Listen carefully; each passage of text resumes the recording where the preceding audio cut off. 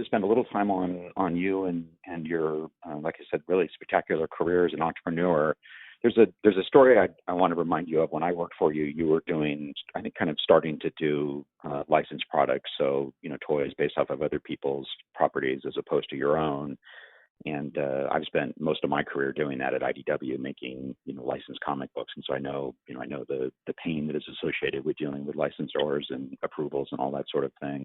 But in the early days, I remember there was a licensor, and I won't name them in case you don't want want it out there, but who was just being impossible. There was a movie coming out, and the creator was just being impossible with approvals. And you finally, after giving them much rope and saying, "Hey, we really want to do this," and we're giving them every opportunity to work with you, you finally reached a point where you just said, "You know what? I'm not doing this," and you're unreasonable. You're making my employees' lives impossible. So we're walking away from this deal. And if I remember correctly, it was even after you had the sculpts done. So it had to be some sort of a financial hit for you. And that self confidence that you had back then, that you've had your whole life, is just, I think, really inspiring. And I'm curious how that, if you remember that decision, and sort of how you bring your confidence not just to your company but to your employees, and sort of that the work ethic that you bring, and I assume inspire your employees with. Yeah. Well, look, as I am a boss, and I do have and have had hundreds and hundreds of people I've employed over the years. I owe an obligation, I believe, as the owner of a company, to expect reasonable work at a certain level of quality from each one of them. And I also believe that I owe them a reasonable workplace, which means that they shouldn't feel that there's any undue pressure or threats from their fellow workers, right? And I've had to get rid of workers who were very good at their skill, but not very good human beings. And I, as maybe there's a little bit of a fatherly piece there. I need to protect them from people who are being unreasonable.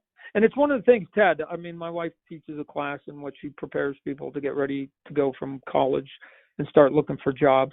There is the fact that I have to give them, that I go, besides, you're going to run into status quo. That's you're going to run into that your entire life. And the reason I know that is because I'm, in my late 50s, and I'm still running into it. I had a couple of examples last week. So it doesn't go away, right? As long as there's humanity, you're going to run into this thing. But there's also the piece that I go, you're also going to have to be aware in life of when you're dealing with a blind or a deaf human being who actually doesn't have that physical impairment, right? That no matter what you say, no matter how reasonable you present it, no matter how hard you work, no matter how much value you bring, if the person who's supposed to see that, who's supposed to appreciate that, whether it's external or internal, and if it's internal and it's your manager and they don't see how good you are, it can be one of the most frustrating things like in your life. But unfortunately, there will come those moments where you just have to go, I'm dealing with a blind, deaf person, and you have to leave that spot, because you will be wasting your time, your energy, and your stress level to basically think that you can basically make a blind person see. It just won't happen. So there are times when, and here's the upside of that conversation, is that usually if you have a reasonable conversation with reasonable people, I'd say 90% of the time you can get your point across, and there's usually a compromise, right? But there is that 10% of the time when it literally is a proverbial hitting your head against a brick wall. And instead of just spending more energy, you're better off to just go someplace else, right? So I've told people, look, the internet is a great place. And we had the website, and people used to go there. And I don't know if you remember, but I used to tell the board moderators that people used to come on and say both good and bad things, that I go, I don't want you to defend me, right?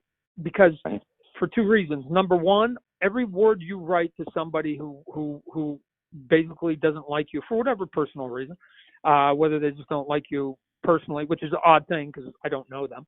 But they just don't like your work or whatever. That the more reasoning and rationale you give them, the more ammunition you give them. So what I've found is better is that when I've got people, there's obviously thousands, not hundreds of thousands of people who don't like what I do, that I don't engage them. I don't engage them because at some point they get, instead of it being a dialogue, it's a monologue. And most people don't want to argue with themselves after a while, right? So they just go, well, I'm not getting any. As soon as you say something, you acknowledge them, it gives them a podium. And I go, instead of writing, because they used to do it, instead of writing a half a page reasoned response to this person who just is going to be a hater, why don't you spend 5 seconds, grab a comic book, come into my office, let me sign it, and send it out to somebody who said something kind. Right. And you'll have a fan for life. Spend the 5 minutes, 2 minutes, and reward the people that are acting with civility, than trying to basically give an hour to somebody who's acting like a spoiled brat. Don't do it. Don't do it. It's bad. It's bad optics, because now the people who are acting civil are going, wow, we don't get Todd's attention because, maybe it'd be better if we just acted bad, because that's who he's spending his time with. So again, there's times where you just have to walk away from people and just go, whatever.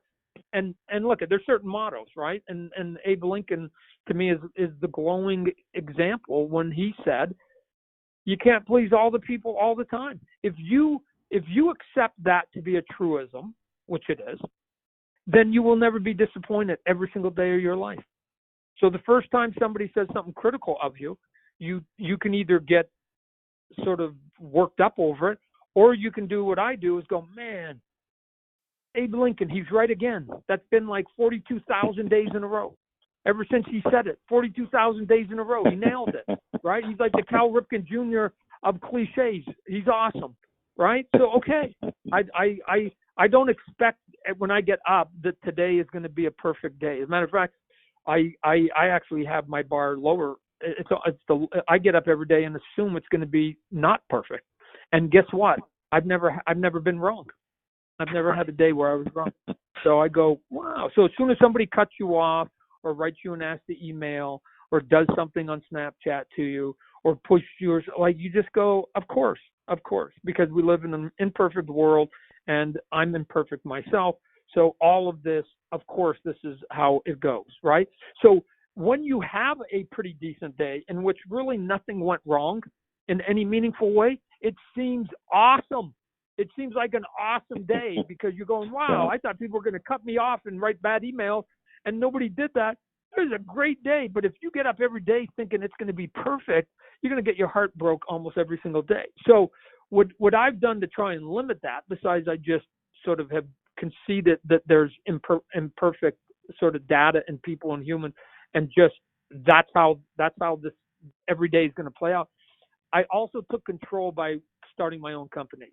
And because I figured that by starting my own companies, that at least I would have control as much as humanly possible over as much as I can. And even though, Ted, you said, because you did the same thing, you started a company and then you started getting licensed, and so now you have to get basically approval from other people. But at the end of the day, even if one of those people is being unreasonable, and if one of them is not being kind, and they're not being, a decent person, I can't even get mad at them, because I have to ask the question, who made the contract with them? Oh, that would be me, Todd. Who started this company that even wants to make this product, so I have to go and get that? Oh, that would be, again, me, Todd.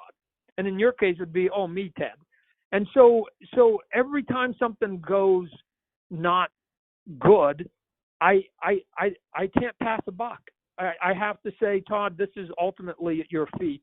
Because if you don't want these complications in your life, why did you create these complications? So being an entrepreneur, besides you get to go and have a lot of freedom, I think most of us are willing to have negative results knowing that we were the ones steering the boat, right? The ones that are the worst are the ones when something goes bad and we had no control over it. Those are horrible. Those are horrible times, because you go, there's nothing I could do about it. So So for me, it's part of the motivation as to why I've started all my companies is just to say, you know what? If I only want to make $10,000 this year, and I can walk away from 10 opportunities that I know are going to complicate my life and are just going to make me miserable, but I'm going to make more money. I can now say no. I get to make all those decisions, and so I'm good. I'm good. It's a you've been there. It's a good life when you get to basically control how you're going to spend your day, right? So well, and I think the big difference is that I'm thinking about the things that are out of your control. For me, it's I'm very comfortable with saying, okay, yes, I made this decision and it was wrong. Let's move on. It's those things that are out of your control, like what pops to my mind is the dock workers going on strike and our products sitting in containers. Correct. In the Pacific Ocean, and there's literally nothing you can do, and so it's those things that really are just aggravating beyond belief. But I think where you're the only thing though in those days is that luckily when those days happen, I go, I'm not the only one, right? Yeah. So when the cost of plastic goes up, and I got to pass on that to the retailer who passes on to consumer, everybody's doing it. Everybody in my industry, arguably anybody that uses plastic, anybody uses petroleum because plastic is a byproduct of it.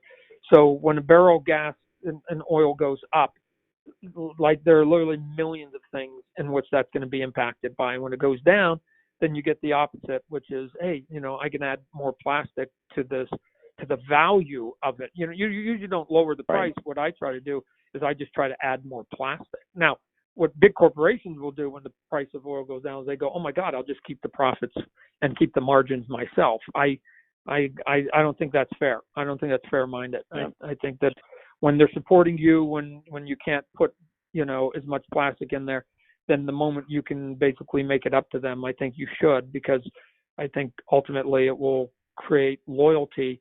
And at the end of the day, from entrepreneur's point of view, your lifeblood is not only the ideas and the quality of the product you put out, but the loyalty of the people who will give you a chance not only on the stuff you do good, but the odd time when you fail, and we've all had those moments, that they will still basically give you another chance and say, it's okay, Todd. You do it right way more times than you do it wrong. I'm still going to come back and give you my hard-earned money, and I appreciate it. But if I take advantage of them by trying to squeeze every penny I can out of them, and it's one of the reasons why I don't do a lot of books, Ted. It's one of the reasons why I don't do a lot of shows where I don't charge for my autographs at shows and do all this. I think you're the last man standing at the $2.99 cover price for comics. Another good example of that as well. So. Well, I had one last question for you, and then I'll let you go. And that is, as I look back at my career, probably, we all have to sort of look back and think about where we could have done things differently. And I think where I would have done things differently is not bring in outside money, and which ultimately led to IDW becoming a public company, and the scrutiny that's associated with any public company, and a focus on quarterly reports, and a CEO of a public company is that person is by definition supposed to maximize shareholder profit, and so the focus just sort of became kind of a mix. I wasn't focusing on the things that I needed to, which was making great books and getting some TV shows going and those kinds of things. I was really focusing instead on, well, what are we going to do this quarter to boost profits? And one of the things that is, I think, most interesting about your path is that, and there's no question that you've been approached probably by hundreds of people who wanted to buy any number of your businesses.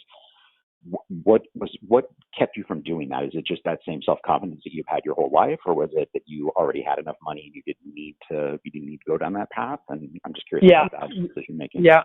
It was a little bit of all the above.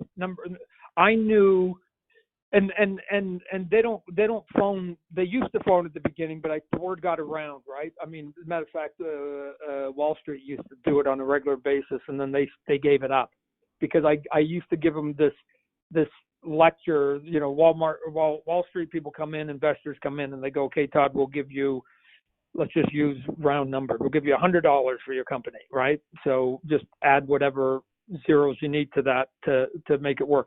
But they go, give you $100, and I go, nah, I'm okay. they only have one response to it. I've found, at least in my experience. They just go, okay, we'll give you 150. Right. And I go, no, I'm good. Okay, final offer 200, right? And they only have one comeback for every single thing you do, which is they just stack money higher. Now, my comeback to them was, look, I've been fortunate enough that I've got, a lifestyle that I don't need to spend a lot of money. And let me just sort of explain, I'm a Canadian. Let me just sort of explain some definitions that I grew up with that may be a little bit different than some of you Americans. So one of the definitions is the word useless, right? So my dad taught me useless when I was a kid, which is basically you have something and you don't use it, so it's useless, okay? So theoretically, because I've got money in a bank, I'm not using that money, so that money's actually useless to me. I've got more money than I need, right? So it's useless. Right. I by definition, I can pay my bills, I got a car, I can feed my family, and I can send my kids to college. Okay, everything else is just now how do I spend it, right? So it's like and at times if you get too much of that thing called money, which may seem like an odd thing to people who are trying to pay their bills, but I'm just putting you in my shoe that I just go, okay, I don't need the cash. So to me, it's useless. So now what they're trying to do when they came to try to offer me to buy my companies is I go, I've got complete freedom, right? Complete freedom. That's the value to a guy like me, that I get up every day. We spoke about it just a few minutes ago, that every day I get to get up and I go, I got nobody to blame, good, bad, or indifferent, other than myself, and I get to set my agenda for almost 95% of what I do every single day. It's a good life. It's a good life. Now, for me to basically give that control away for money, of which I already have plenty of, then I turn to them and I go, so you're going to give me more useless stuff, i.e. cash, and I have to give you control of my life, right? And you can't imagine after months of this that they just went back to their buddies and went, wow, get this guy. There's this crazy Canadian, and he is saying money is useless. So, and given that they're only a one-trick pony, which is money, that's their answer to everything, they're going, and he thinks money's useless, they eventually stop knocking on the door because they go, we'll go to another sucker, right? Well, they don't even know how to process that. And there's many things I admire about you, but that is at the top of the list. That I have spent so much of my time over the last couple of years where money is the driving force for everything. And there's never, what's interesting to me about it is there's never an end game. So there's never enough money. It's always, they could have 100 million and then go to 500 million and a billion and 2 billion, and it's still not enough. It's just, it's an endless accumulation of what you're saying is, and I agree with, is what ultimately right. So paper, people, right? Like it doesn't mean anything. If you have $1 billion, the second billion doesn't matter. So here's the difference between me and them, and I think there's a lot of differences because I start as an artist first. So that every one of them that I've ever met that is in that sector of finance and investing, whatever, is, to your point, they continue to move the line. So here's how it goes. Oh, if I could only make $1 million, and then they make $1 million, and now they go, oh, I'd like to make 2. And then they go, oh, so they move the line. Now it's 2. And when they get to 2, they need 4. And 4 has to be 8. And 8, and they keep doubling it, right? And so the answer, the number is never enough. Here's the difference between them and I. When I was living up in Vancouver, I was doing the comic book. I was doing the Hulk. I was working at Marvel. I was doing the Hulk. And I was doing G.I. Joe, a real American hero, even though I was a Canadian drawing it in Canada, which I thought was sort of ironic. But I knew that both those books were selling well and that I'd get some royalties. And I remember turning to my wife, and we were a young couple, and I go, you know what, Wanda? If we ever make $80,000 a year, I will never, ever, ever ask for anything more. And Ted, long ago I passed making $80,000 a year, but I can tell you right now, I never moved the line. So if I ever had to go back to the 80, I'd be perfectly okay. So I once I went past it, I didn't crave for more. So I drive a truck. When you had enough. Sometimes.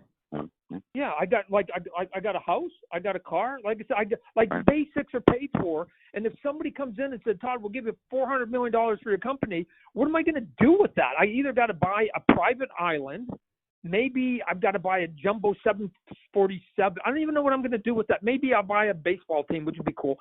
But I just go, like you have to start thinking of absurd things, or you just give it away to charity. Now, again, there's nothing wrong with basically making money so you can then try and make the place a better place. And I think Bill Gates is a good example of that. He made his money, and now he's trying to basically take that money and do good on a humanitarian level after basically being in the business level and doing things that maybe at times he wasn't quite so proud of.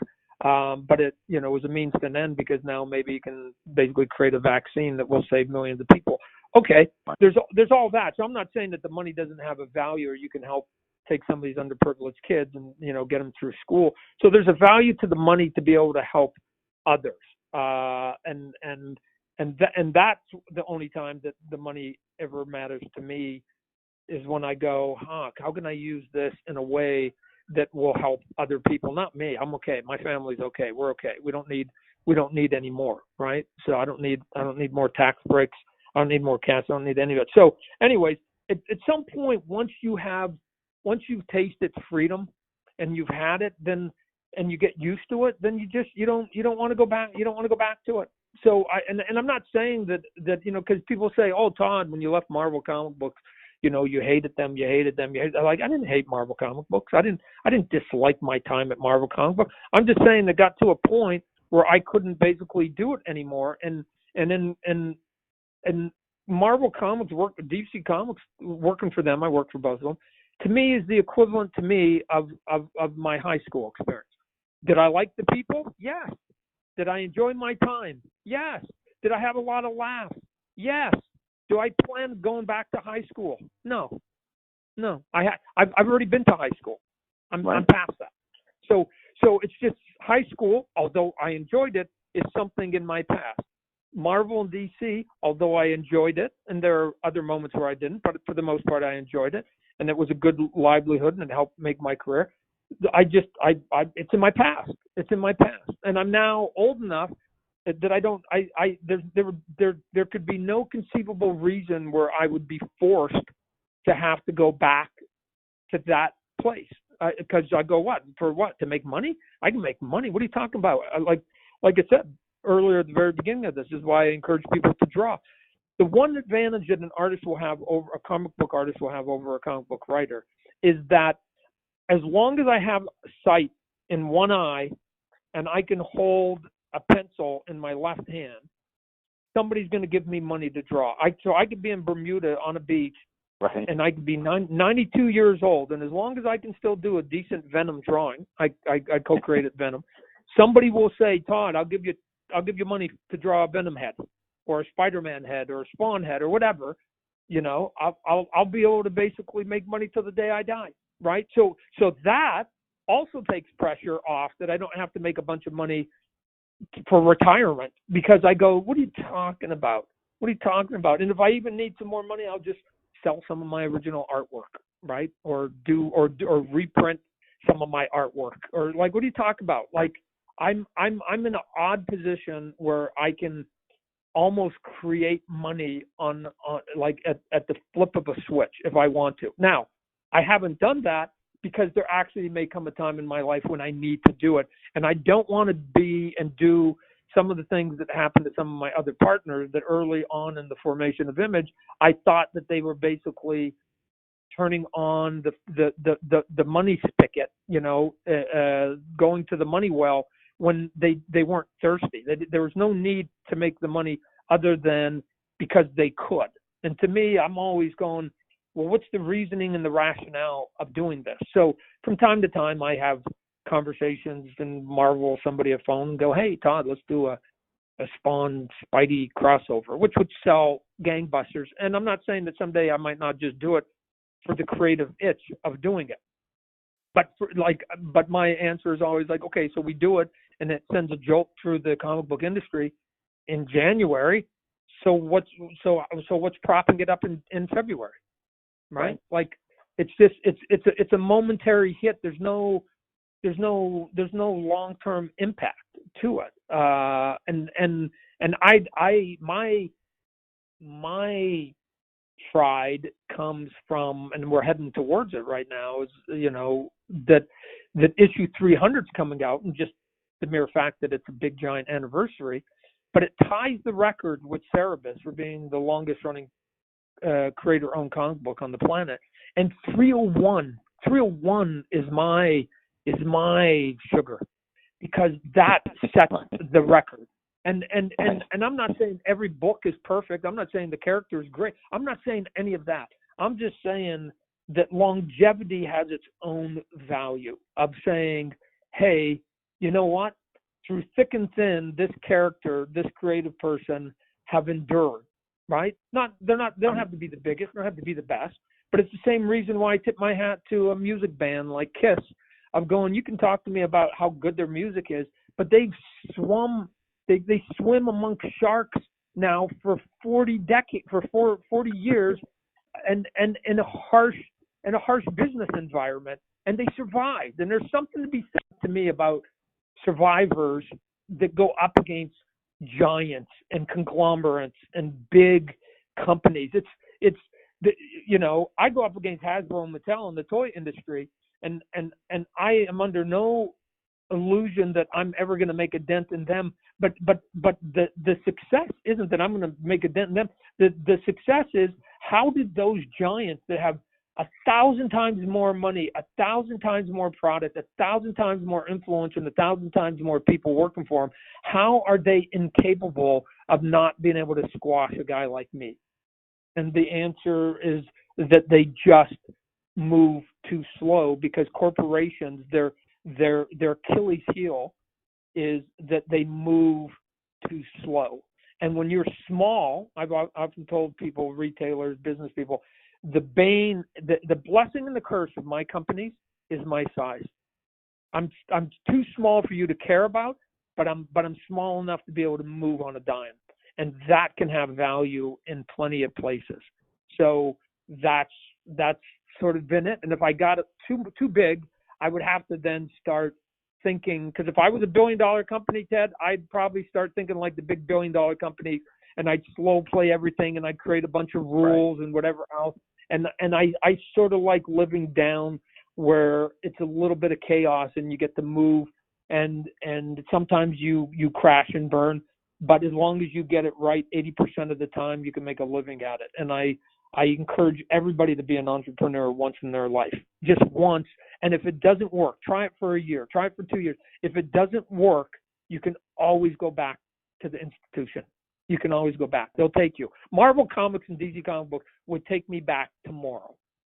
So there's no fear. And I think that's and your message is such an inspirational one, and I think you're absolutely right. I mean, whenever I do any speaking or I'm talking to folks about what they're going to do for their career, I always encourage the same things. Much better to work for yourself than to work for other people. And when you're young, and especially, it's like you said, there's just, if you try for a couple of years and it doesn't work, the jobs aren't going away. The jobs will still be there when you get done. So. Yep. It's like cutting your hair. Try a different hairstyle, and go ahead. Go ahead. You go ahead. I was just saying, I think I've probably taken enough of your time. I want to get you back to your job, and I really appreciate you doing this. And just to give another plug for Traveling Stories, they're at travelingstories.org, and anybody that can donate, it would be much appreciated. And Todd, like I said, I really appreciate you doing this, and again, appreciate you making Traveling Stories part of your humble bundle as well. So, all right, I'd like to say one thing to some of the young kids out there, right? Please. Let me just add one thing. Don't put the pressure on yourself that you have to be the best. Stop it. What you have to be is the person willing to do the job. And that will get you amazingly farther than you think right now. So if you're in a room, I'm in a room, and I'm an artist, and there's 10 people, and I'm the 10th best artist in that room, and somebody comes in and says, hey, I got a job, but it's going to take a lot of hours to do, and you're not going to have a lot of fun in the next month. And the 9 artists that are better than me don't raise their hand, and I go, oh, I'll do it. guess who gets the job? Yeah. The 10th best guy in the room. So stop thinking my career isn't where it's at because I'm a great artist. I give you a list of 1,000 that are better than me, or that I'm a great businessman. I think I'm at where I'm at because I just am tenacious enough to think that I can do it all, and I raise my hand a lot and say, yeah, I'll do that. I'll do it. Yeah. And then when it works, I tell people just getting out of bed every day is and putting one foot forward. I mean, it sounds corny, but just going to the office and doing your job and being there and being engaged and I mean it's because a lot of people just don't do that. They just they give up, or they don't have the work ethic to go there.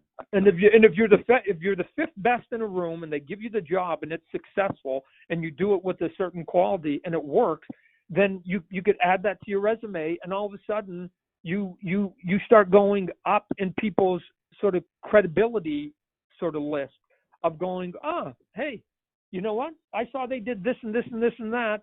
I can go back to that person again because they seem to be able to basically do it. And next thing you know, you're getting way more praise and way more accolades than you deserve, right? That's my entire career. So. Excellent. All right. Well, thanks again, Todd. I really appreciate your time, and hope you have a great rest of the week.